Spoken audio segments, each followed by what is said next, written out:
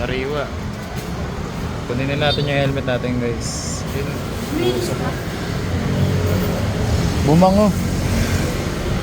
Okay na, guys. For today's video nga is may nakita ako ngayong nausong helmet sanitation dito sa may Lamuan sa may Marikina. So, ayan, may nakita ko ang dahing nakapila. So, itatry ko siya ngayon. So, let's go. So, ito guys. Is sanitize natin yung helmet natin. Tingnan natin kung effective tong machine, no? Medyo nauuso-uso to ngayon. Ayan.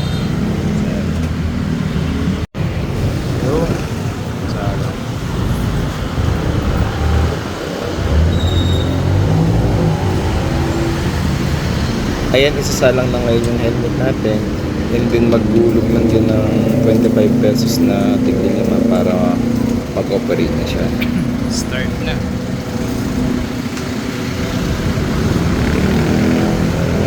Ayun, nakasalang na yung helmet natin dito. So titingnan na lang natin siya kung paano siya nag-work.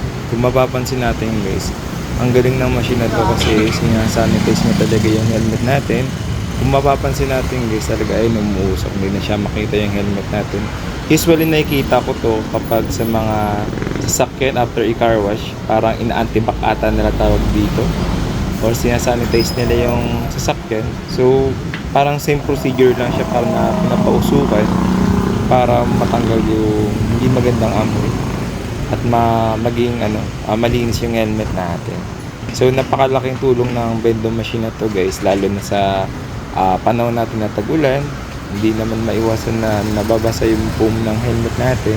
So napakalaking tulong na itong machine na to. So wait na lang natin matapos yung time, kasi nasa around 2 minutes yung pag-sanitize ng helmet natin.